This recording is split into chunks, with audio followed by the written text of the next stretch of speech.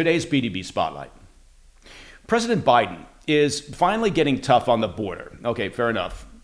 Let's not over-egg the pudding. But you know what? He's at least unveiling plans to enact immediate restrictions on migrants seeking asylum at the U.S. southern border. Yeah, that's a little more measured.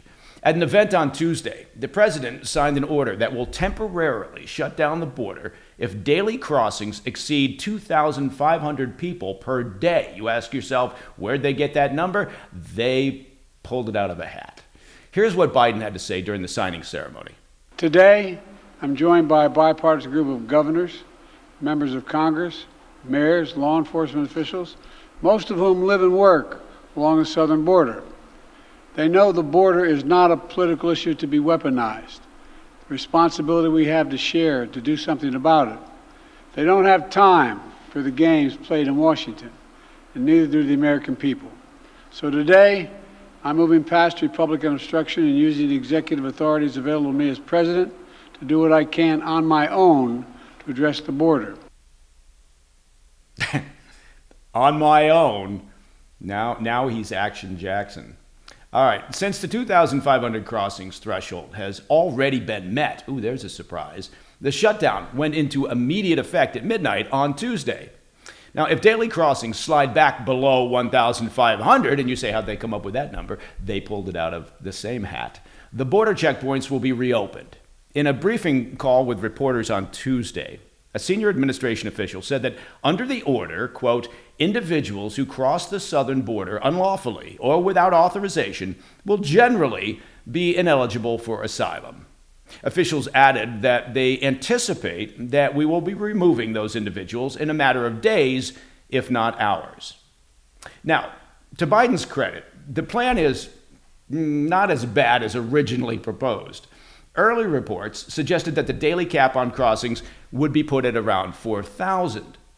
It marks actually the first comprehensive executive action that President Biden has taken to address the border crisis since taking office. And as we've been reporting, it's almost certainly a political play ahead of the 2024 presidential election. And by almost certain, I mean there is no doubt that this is being done for politics. They had to do something ahead of the 27 June debate with former President Trump, and of course ahead of the November election.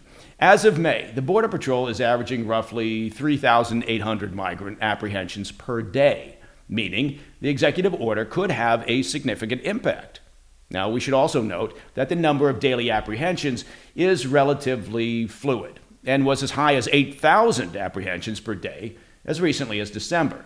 Now, before folks start celebrating this policy shift, right, it's worth noting that the executive action contains some notable exceptions, and of course it does. For example, it doesn't apply to those using the Biden administration's controversial CBP-1 cell phone app that allows migrants to apply for asylum from within their home countries or at American ports of entry, and that's according to an analysis by the New York Post.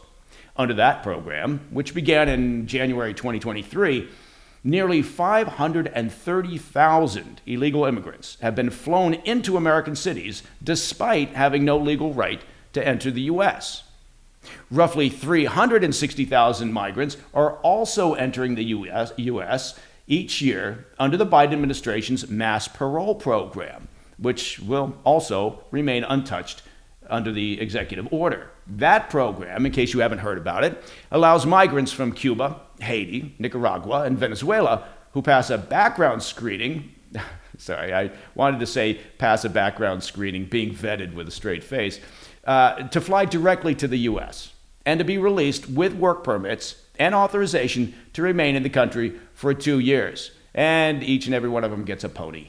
We also recently brought you a report that the Biden administration has quietly carried out what is essentially a mass amnesty program. It just never ends, does it? That has allowed another 350,000 migrants into the U.S. since 2022. Essentially, the Biden administration has been dismissing asylum cases and deportation orders, claiming the migrants don't have criminal records and don't represent a national security threat.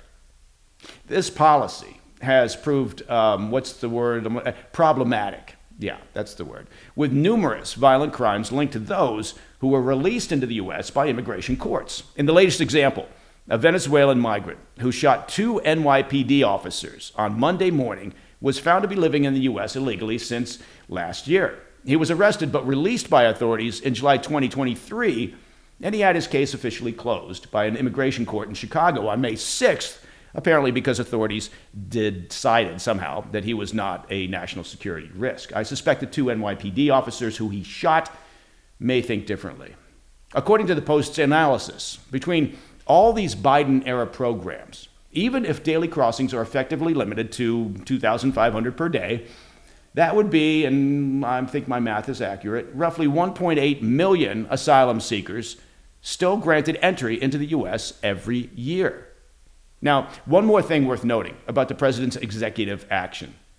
It completely contradicts previous claims that he had made back in January when he said, quote, "I've done all I can do to secure the border," while urging Congress to take up legislation. Well, clearly, that wasn't the case. Oh, and one final note.